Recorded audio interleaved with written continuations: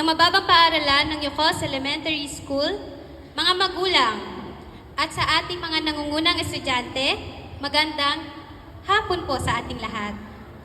Yan, nasa harap po nating lahat ang mga estudyanteng kabilang sa tinatawag na cream of the crop, the best of the best. Sigurado ako, bukod sa mga batang ito, sobrang proud din ngayon ng mga magulang ninyo. Actually, hindi ko po alam kung paano magsisimula. Ano po kaya yung dapat kong sabihin sa mga estudyanteng to na mai-inspire sila? Sisipagan pa nila at mas gagalingan pa nila. Nakailang sulat, bura, at ulit bago ako magkaroon ng direksyon ng sasabihin ko. Naalala ko po kasi na tinawagan ako ng nanay ko at sinabi niya po sa akin na mga bata raw po ang kaharap ko. And to be honest po, hindi ko na po alam kung paano makipag-usap sa mga bata. Hindi ako sigurado kung makaka-relate ba or maire-relate ko ba ang lahat ng gusto kong sabihin.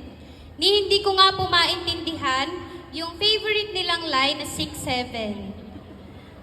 6'7". So, paano ako magiging maayos na modelo para sa inyo? Then I remembered, I was once like all of these children. 16 years ago, nakaupo rin ako sa gym na ito at hinihintay na matawag ang pangalan ko para magbigay din po ng speech. I was tasked to give the valedictory speech of our batch 2010. I think that was the proudest moment of my parents. Hanggang pag-uwi po sa bahay ay niyayakap at hinahalikan ako ng mga magulang ko. And I was the happiest graduate then that time. Kasi that was the first time na nakahawak po ako ng 2,000 pesos. Hindi po yun galing sa magulang ko at hindi rin po regalo ng mga kamag-anak ko. Galing po yun sa mga taong nakinig sa talumpati ko. Galing sa dating principal ng Yocos, galing sa mga teachers, galing sa mga magulang ng mga kaklase ko. So bakit po nila ako binigyan ng ganong halaga? Because when I was reading my speech, I was crying. And I wasn't crying because I was the best in my class. I was crying kasi that morning ng graduation ko, nawala po ang boses ko. Wala akong pampaayos ng makeup, pampaayos ng buhok. Sakto nga lang ata sa pamasahe, papunta sa gym ang meron kami nun. And this was the time that I truly believe that God was with me the whole time. Wala akong boses hanggang lunch. Pero my voice was loud and proud when I did my speech. Wala akong pang makeup and hairstyle, pero si Ma'am Janice, si Ate Janice po, did it for me for free. Wala akong corsage sa graduation, but my tita from Santa Rosa, si Tita Ine, umuwi po siya para panoorin ang aking speech and bumili po siya ng corsage para sa akin. Pero bakit ko po ba ito kinukwento sa inyo?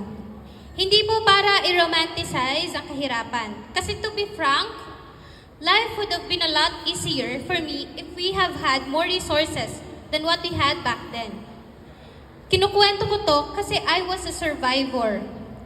There were times, a lot of times actually, particularly when I was in grade 5, na kami ng mga kapatid ko, nilalakad po namin mula Talangan hanggang Yocos para makapagtanghalian sa bahay. Kasi wala po kaming pangmaluto noon. I am not proud of it, but we survived. We were one decision away from not attending the class and failing the subject. Pag nag-high school kayo, mga bata, or nag-college, although malayo pa, may mga pagkakataon na kailangan nyo rin talagang lumaban kahit ayaw nyo na. Sa ngayon, habang bata pa kayo, okay pang maglaro. Okay pang mag-TikTok, okay pang mag-Roblox. Pero in my case, we were forced to mature early. Kasi kailangan para makatapos. I remember, I also tried magbenta ng mga candy at ipagsulat ng notes sa mga kaklase ko for 20 pesos. And then hahatiin ko yon para may allowance din po ang mga kapatid ko. Habang nagsusulat ako ng mga notes ng classmates ko, sila naglalaro ng 10-20 or kaya ng sikyo. And despite wanting to join them, hindi pwede. Kasi bayad na po ako. I was forced to think of our financial situation at a young age instead of maglaro kasama ang mga kaklase ko. It must not be normalized. And at your age, dapat naglalaro pa talaga kayo. Normal pa yan. At dapat ine-enjoy nyo pa talaga yan. Alam niyo po kung ano ang dapat nating i-normalize? Sa edad ninyo, dapat nakikita na ng mga mommy at daddy ninyo kung ano ang interest at kung saan kayo nag-e-excel. Kasi ako, I am a firm believer na bawat isa sa atin, kahit gaano kababa or kataas ang grado, ay may kanya-kanyang abilidad o bagay kung saan tayo nag-e-excel. Ang role ni mommy at ni daddy, makita at hasain iyon. Ang mga magulang ko po, they are both undergraduates. Hindi po sila nakapagtapos ng kolehiyo.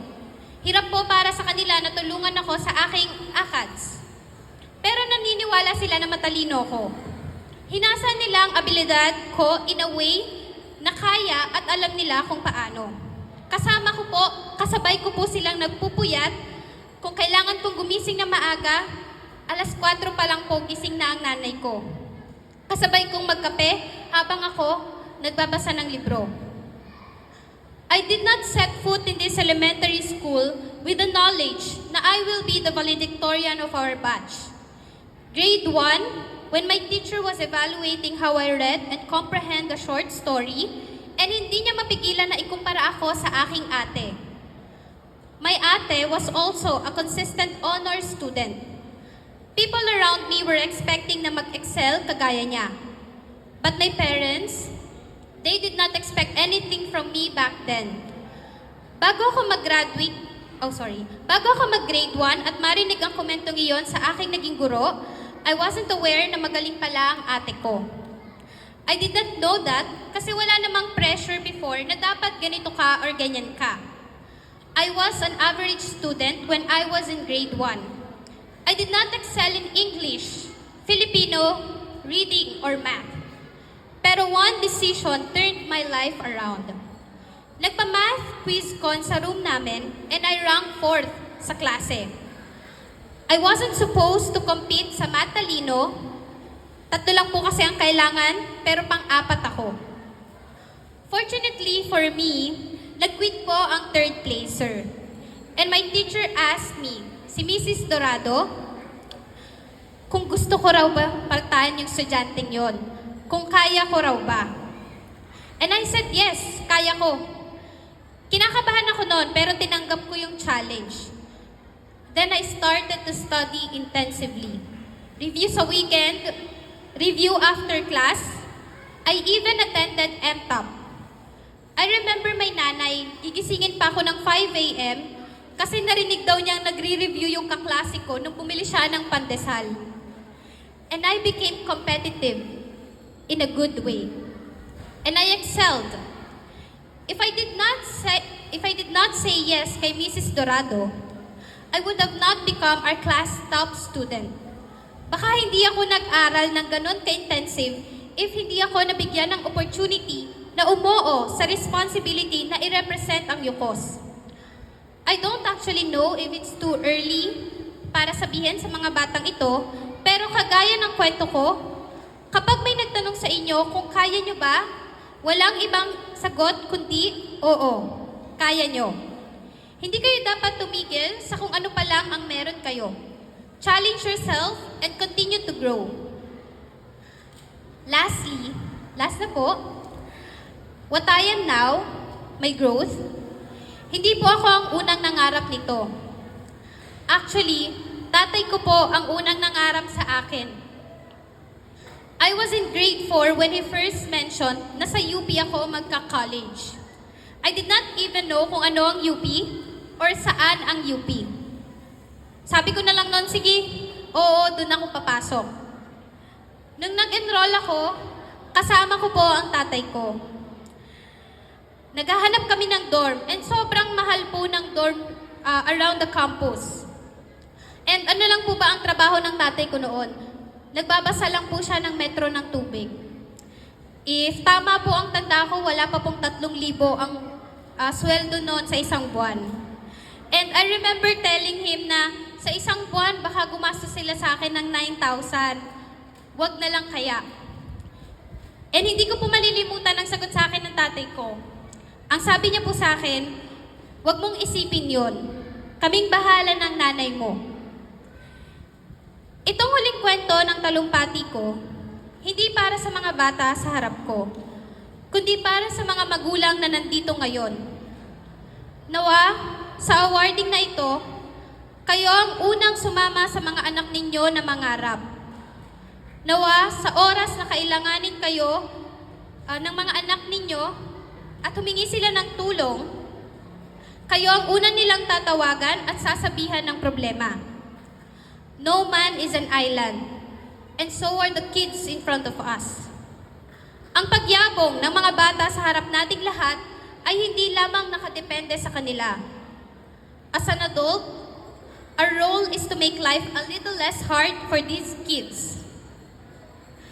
And para sa mga bata, I know that there are times na mahirap magsumbong at lumapit kay mommy at daddy, but believe me, sa lahat ng tao, sila tanging mga magulang ninyo ang makakaintindi sa inyo. At para sa mga estudyanteng nakaranas ng dinanas ko noon, isa lang po ang may papangako ko sa inyo. I promise it will get better. Muli, para sa mga magulang at para sa mga estudyanteng natatangi, congratulations po at maraming salamat.